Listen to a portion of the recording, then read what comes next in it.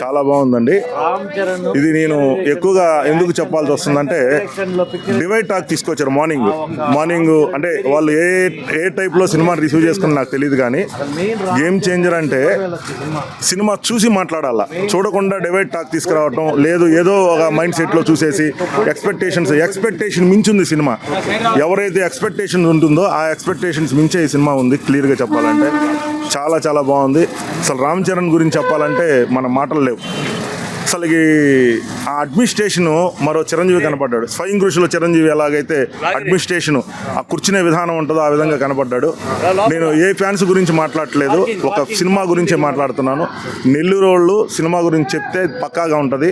Game changer, bumper hit, families చూసి enjoy చేయొచ్చు. అసలు లాస్ట్ వరకు కూడా ఒక్క పాయింట్ కూడా బోరు, ఇది క్లియర్ లేదు అనేది. మెయిన్ తమను ఎక్సలెంట్ మ్యూజిక్ కొట్టాడు. మేము ఎక్స్పెక్ట్ చేయలేదు తమను ఎటు కొడతాడని. చాలా చాలా బాగా కొట్టాడు. సినిమా అయితే ఎక్సలెంట్ అంతే. కలెక్షన్స్ ఎలా ఉండబోతున్నాయి అనుకుంటున్నారు? అదే మెయిన్. చాలా మంది నాకు ఆల్రెడీ కాల్ కూడా చేశారు సినిమా చూస్తున్నప్పుడే, బ్రేక్ చేస్తుందా, ఆ మూవీ బ్రేక్ చేస్తుందా, ఈ మూవీ బ్రేక్ ఏం చేసేది, బ్రేక్ ఏంది అసలు. దీనికి అన్లిమిటెడ్, దీనికి సినిమాకి దీనికి ఇంత రేట్లు అంత రేట్లు అనేది ఏమీ ఉండదు. దీని రేంజే వేరు, దీని రికార్డ్సే వేరేగా ఉంటాయి, డిఫరెన్స్గా ఉంటాయి అంతే.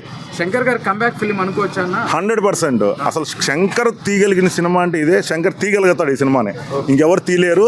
దానికి చరణ్ ఇట్లా సెట్ అవుతాడని ఎవరు ఊహించలేదు. ఆ లెవెల్లో సెట్ అయ్యాడు. చరణ్ చూడాలనిపిస్తుంది. పిల్లోడుగా ఉన్నాడు, పెద్దోడుగా ఉన్నాడు, ఒక ఆఫీసర్గా ఉన్నాడు. అసలు పోషణ అనేది రియల్గా శంకర్ ఒక్కడే తీయగలుగుతారు. శంకర్ గారికి ఫస్ట్ థ్యాంక్స్ చెప్పుకోవాలి అందరూ కూడా, చిరంజీవి ఫ్యాన్స్ కానీ మెగా ఫ్యాన్స్ కానీ. Okay, thank you.